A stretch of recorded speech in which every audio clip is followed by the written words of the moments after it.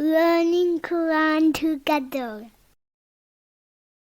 بسم اللہ الحمدللہ والصلاۃ والسلام علی رسول اللہ۔ سورہ النساء آیت نمبر 125۔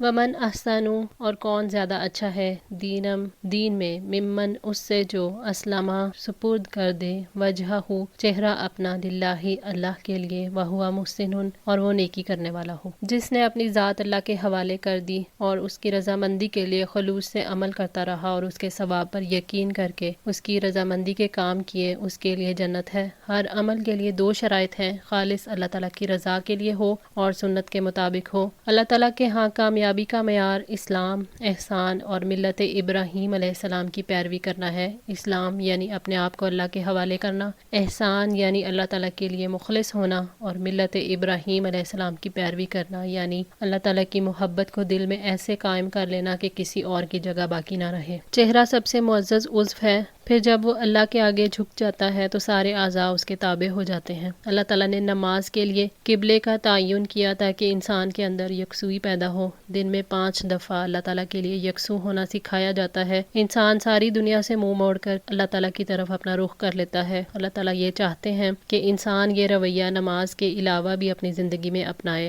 اپنی زندگی کے سارے فیصلے اللہ تعالیٰ کی کتاب اور سنت رسول صلی اللہ علیہ وسلم سے لے، اپنی خواہش اور دوسروں کی مرضی کو اللہ تعالیٰ کے مقابلے میں اہمیت نہ دے۔ واتبع، اور وہ پیروی کرے، ملت ابراہیم کی ملت کی، حنیفہ جو یکسو تھا۔ ملت ابراہیم سے مراد نبی صلی اللہ علیہ وسلم ہے، اور جن لوگوں نے قیامت تک آپ صلی اللہ علیہ وسلم کی پیروی کی، اللہ تعالیٰ نے فرمایا ان اول الناس بابراہیم الذین اتبعوہ وہذا النبی والذین آمنوا واللہ ولی المؤمنین، یقیناً لوگوں میں ابراہیم کے سب سے زیادہ قریب وہ ہیں جنہوں نے ان کی پیروی کی، اور یہ نبی اور وہ لوگ جو ایمان لائے، اور اللہ تعالیٰ مومنوں کا دوست ہے۔ سورہ آل عمران 68۔ واتخذ اللہ ابراہیم خلیلا، اور ابراہیم کو اللہ تعالیٰ نے خاص دوست بنا لیا تھا۔ محبت کا یہ اعلیٰ ترین مرتبہ اللہ تعالیٰ کے 2 خلیلوں کو حاصل ہوا ہے، محمد صلی اللہ علیہ وسلم اور ابراہیم علیہ السلام کو، اور رہی اللہ تعالیٰ کی محبت عامہ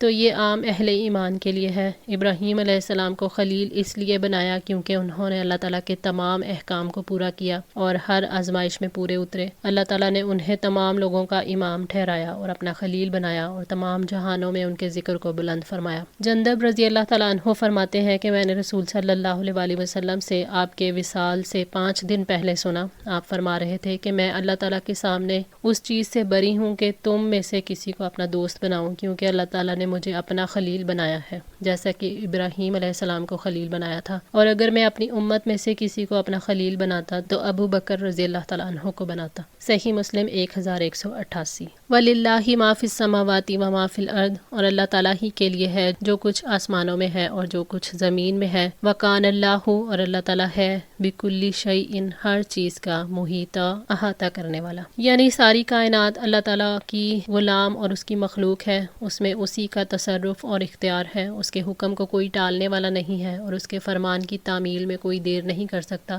اس کی عظمت، اس کی قدرت، عدل و حکمت اور رحمت اور شفقت عام ہے، اس سے کوئی باز پرس نہیں کر سکتا۔ اللہ تعالیٰ ہر چیز کا ہمیشہ سے احاطہ کرنے والا ہے، اس کا علم ہر چیز کو گھیرے ہوئے ہے، اس سے کوئی چیز چھپی ہوئی نہیں ہے، آسمانوں اور زمین میں کوئی ذرہ برابر چیز یا اس سے کم و بیش اس سے پوشیدہ نہیں ہے۔ وَيَسْتَفْتُونَكَ، اور وہ لوگ آپ سے فتویٰ پوچھتے ہیں، فی النساء، عورتوں کے بارے میں، لوگ آپ سے عورتوں اور ان کی میراث کے بارے میں فتویٰ طلب کرتے ہیں۔ قُلِ اللَّهُ يُفْتِيكُمْ، آپ کہہ دیں کہ اللہ تعالیٰ تمہیں فتویٰ دیتا ہے، فیہن، ان کے بارے میں۔ اللہ تعالیٰ نے عورتوں کے بارے میں ظلم سے روکا ہے اور ہر حصے دار کا حصہ مقرر کر دیا۔ ابن عباس فرماتے ہیں جاہلیت میں دستور تھا کہ اگر کوئی شخص یتیم بچی کا ولی بننا چاہتا تو اس پر کپڑا ڈال دیتا تھا، پھر دستور کے مطابق کوئی اس سے نکاح نہیں کر سکتا تھا۔ اگر وہ حسین ہوتی اور خود ولی اس کی طرف مائل ہوتا تو اس سے شادی کر لیتا اور اس کا مال کھاتا، اور اگر بدصورت ہوتی تو اسے مرتے دم تک بٹھائے رکھتا، جب وہ مر جاتی تو اس کا وارث بنتا۔ اللہ تعالیٰ نے اس کو حرام قرار دیا اور اس سے لوگوں کو روک دیا۔ وما یتلا، اور جو پڑھا جاتا ہے، علیکم، تم پر، پر فی الکتابی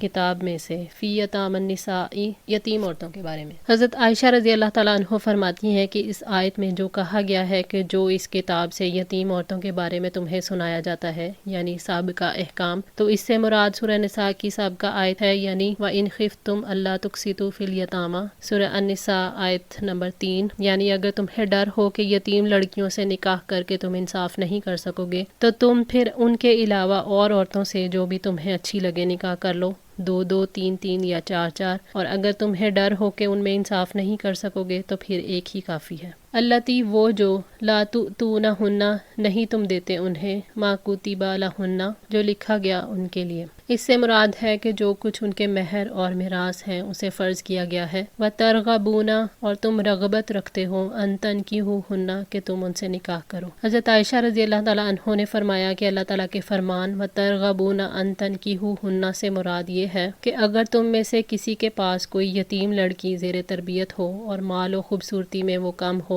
اور اس وجہ سے اس کے ساتھ نکاح کرنے سے وہ اعراض کرتا ہو تو ان کو بھی اس سے بھی منع کیا گیا ہے جو یتیم عورتوں کے مال اور خوبصورتی میں رغبت رکھتے ہیں کہ بغیر انصاف کے ان کے ساتھ نکاح نہ کریں۔ صحیح مسلم 7528۔ والمستضعفین اور کمزوروں کے بارے میں من الولدانی بچوں میں سے۔ ابن عباس نے کہا جاہلیت میں چھوٹے بچوں اور بیٹیوں کو جائیداد میں سے حصہ نہیں دیا جاتا تھا، اللہ تعالیٰ نے یہاں اس سے روک دیا ہے۔ وَأَن تَقُومُوا اور یہ کہ تم قائم رہو لِلْيَتَامَى یتیموں کے لیے بالقسط انصاف پر۔ اللہ تعالیٰ نے یتیموں کے بارے میں تلقین کی ہے کہ ان کے لیے انصاف پر قائم رہو، یعنی اگر تم یتیم لڑکیوں سے نکاح کرنا چاہتے ہو تو انہیں مہر ادا کرو، جو بھی طے کرو انہیں ادا کرو اور انہیں دوسرے حقوق بھی دو۔ یتیموں کے لیے حق اور انصاف قائم کرنے والے بنو گے تو اللہ تعالیٰ کے ہاں اجر پاؤ گے۔ عمرو خزائی رضی اللہ تعالیٰ عنہ سے روایت ہے کہ نبی صلی اللہ علیہ وسلم نے فرمایا اے اللہ میں لوگوں کو 2 ضعیفوں کے حق سے بہت ڈراتا ہوں کہ ان میں کوتاہی مت کرنا، ایک یتیم اور دوسری عورت۔ سنن نسائی۔ وما تفعلوا من خیر اور جو بھی تم بھلائی کرو گے فإن اللہ کانا تو بلا شبہ اللہ تعالیٰ ہے بہی علیما اس کو خوب جاننے والا۔ اللہ تعالیٰ نے ایمان والوں کو یقین دلایا ہے کہ تمہارے اعمال ضائع نہیں ہوں گے، اللہ تعالیٰ اس کو خوب جانتا ہے، اس نے ان کا ریکارڈ تیار کروا رکھا ہے، وہ ہر ایک عمل پر پورا بدلہ دے گا۔ اللہ تعالیٰ نے یتیموں اور کمزور بچوں کے حقوق کی حفاظت کے لیے دیے جانے والے احکامات سے اپنے علم کا احساس دلایا ہے۔ قتادہ رحمۃ اللہ نے کہا اللہ تعالیٰ علیم ہے، اس کے پاس یہ محفوظ ہے، وہ اس کو پوری طرح جاننے والا ہے، اس کا قدردان ہے۔ اللہ تعالیٰ سے بڑھ کر کوئی قدردان نہیں اور نہ اس سے بڑھ کر کوئی خیر کی جزا دے سکتا ہے۔ وَإِنِ امْرَأَةٌ اور اگر کوئی عورت خافت ڈرے من بعلہا اپنے شوہر سے نشوزن زیادتی کرنے سے او اعراضن یا بے رخی سے۔ حضرت عائشہ رضی اللہ تعالیٰ عنہ نے فرمایا کہ ایسا مرد جس کے ساتھ اس کی بیوی رہتی ہے لیکن شوہر کو اس کی طرف کوئی خاص توجہ نہیں بلکہ وہ اسے جدا کر دینا چاہتا ہے، اس پر عورت کہتی ہے کہ میں اپنی باری اور اپنا نان و نفقہ معاف کرتی ہوں، تم مجھے طلاق نہ دو، تو ایسی صورت کے متعلق یہ آیت اسی باب میں اتری۔ صحیح بخاری 4601۔ ابن عباس رضی اللہ تعالیٰ عنہ سے روایت ہے کہ سودا رضی اللہ تعالیٰ عنہ کو خوف ہوا کہ بوجہ بڑھاپے کے نبی صلی اللہ علیہ وسلم انہیں طلاق نہ دے دے، چنانچہ انہوں نے عرض کی کہ آپ صلی اللہ علیہ وسلم مجھے طلاق مت دیجیے اور مجھے اپنی بیویوں میں شامل رکھیے اور میں اپنی باری عائشہ رضی اللہ تعالیٰ عنہ کو معاف کرتی ہوں۔ سو نبی صلی اللہ علیہ وسلم نے ایسا ہی کیا، اس پر یہ آیت نازل ہوئی۔ جامع ترمذی 3040۔ نشوز یہ ہے کہ شوہر بیوی کے ساتھ سونا چھوڑ دے اور اس کے اخراجات میں کمی کر دے، اور اعراض یہ ہے کہ بیوی کے ساتھ بیٹھنا اور بات چیت کرنا بند کر دے۔ فلا جناح علیہما تو ان دونوں پر کوئی گناہ نہیں ہے، ان یصلحا کہ وہ دونوں صلح کر لیں، بینہما آپس میں، صلحن صلح کرنا۔ اللہ تعالیٰ نے شوہر اور بیوی کے تعلقات میں خرابی کی صورت میں تعلقات کی بہتری کے لیے دونوں کو آمادہ کیا ہے کہ باہمی صلح میں کوئی حرج نہیں۔ صلح بہرحال بہتر ہے۔ عورت کو اپنے شوہر کی بیزاری کا ڈر ہے تو اگر اسے خوش کرنے کے لیے اپنے تمام یا بعض حقوق سے دستبردار ہو جائے تو اس میں کوئی حرج نہیں۔ وَالصُّلْحُ خَيْرٌ اور صلح بہتر ہے۔ صلح جدائی اور اعراض سے بہتر ہے، اس کی وجہ سے خشک اور سنگ دل لوگوں کے دل بھی نرم پڑ جاتے ہیں،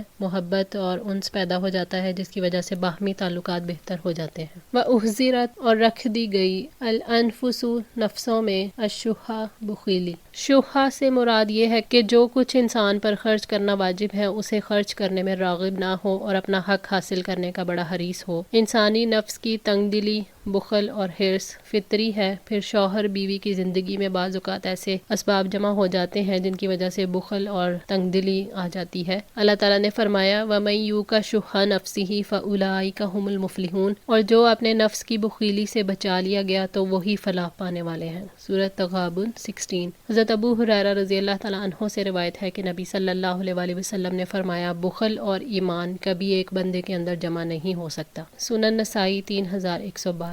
وَإِن تُحْسِنُوا، اور اگر تم نیکی کرو، وَتَتَّقُوا، اور تقوی اختیار کرو۔ اللہ تعالیٰ نے ارشاد فرمایا ہے کہ اگرچہ نفس میں تنگ دلی، حرص اور بخل ہے، پھر بھی شوہر اور بیوی اگر ایک دوسرے سے حسن سلوک کرتے رہیں اور اللہ تعالیٰ سے ڈرتے رہیں تو اجر ضرور پائیں گے، کیونکہ اللہ تعالیٰ ان کے ہر عمل سے باخبر ہے، جیسا کہ اللہ نے فرمایا وَأَحْسِنُوا إِنَّ اللَّهَ يُحِبُّ الْمُحْسِنِينَ، اور نیکی کرو، بلا شبہ اللہ تعالیٰ نیکی کرنے والوں سے محبت کرتا ہے۔ سورہ البقرہ 195۔ فَإِنَّ اللَّهَ كَانَ، تو یقیناً اللہ تعالیٰ ہے، بِمَا تَعْمَلُونَ، اس سے جو تم عمل کرتے ہو، خبیرہ، خوب خبر رکھنے والا۔ اللہ تعالیٰ نے اپنے خبیر ہونے کا شعور اس لیے دلایا ہے تاکہ لوگ صلح پر آمادہ ہو جائیں۔ اللہ تعالیٰ نے صلح کے راستے میں رکاوٹ، نفس کی بخیلی کی خبر دی ہے تاکہ لوگ احسان اور تقوی اختیار کریں، کیونکہ اللہ تعالیٰ تمام اعمال سے باخبر ہے۔ وَلَن تَسْتَطِيعُوا، اور تم ہرگز استطاعت نہیں رکھتے، ان تعدلوا، کہ تم عدل کرو، بین النساء، بیویوں کے درمیان، وَلَوْ حَرَصْتُمْ، خواہ تم حرص بھی رکھو۔ ابن عباس نے فرمایا تم ہرگز استطاعت نہیں رکھتے کہ بیویوں کے درمیان محبت میں عدل کر سکو۔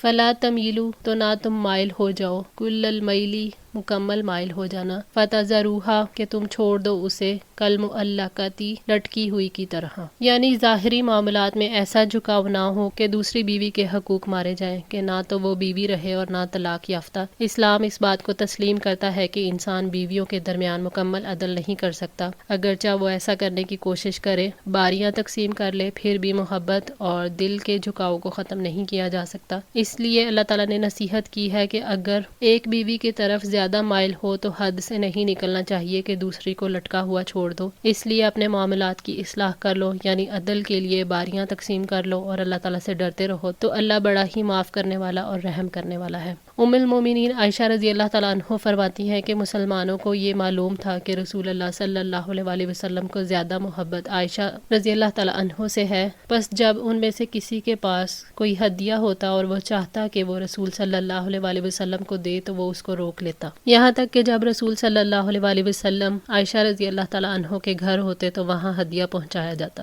صحیح بخاری 2581۔ عمرو بن عاص رضی اللہ تعالیٰ عنہ نے بیان کیا کہ میں رسول صلی اللہ علیہ وسلم کی خدمت میں حاضر ہوا اور آپ سے پوچھا کہ آپ کو سب سے زیادہ عزیز کون شخص ہے؟ فرمایا عائشہ رضی اللہ تعالیٰ عنہ۔ حضرت عائشہ بیان کرتی ہیں کہ نبی پاک صلی اللہ علیہ وسلم اپنی ازواج کے درمیان تقسیم کرتے اور عدل کرتے اور فرمایا کرتے اے اللہ یہ میری تقسیم ہے جو میرے بس میں ہے، اور اس بات میں مجھے ملامت نہ فرمانا جس کا تو مالک ہے اور میرا اس پر اختیار نہیں۔ ابو داؤد 2134۔ اسی طرح حضرت عائشہ نے بیان کیا کہ جب نبی صلی اللہ علیہ وسلم کی بیماری بڑھی اور تکلیف شدید ہوگی تو آپ نے اپنی بیویوں سے اپنے ایام مرض میرے پاس گزارنے کی اجازت طلب کی تو سب نے آپ کو بخوشی اجازت دے دی۔ صحیح بخاری 2588۔ وَإِن تُصْلِحُوا، اور اگر تم اصلاح کرو، وَتَتَّقُوا، اور تم ڈرتے رہو، فَإِنَّ اللَّهَ كَانَ، تو بلا شبہ اللہ تعالیٰ ہے، غفوراً، بے حد بخشنے والا، رحیمہ، نہایت رحم کرنے والا۔ اگر تم اپنے باہمی معاملات درست کر لو اور اپنی استطاعت کے مطابق بیویوں میں برابری کرتے رہو اور اللہ سے ڈرتے رہو تو بلا شبہ اللہ تعالیٰ ہمیشہ سے بے حد بخشنے والا، نہایت رحم والا ہے۔ باہمی معاملات کی اصلاح کر کے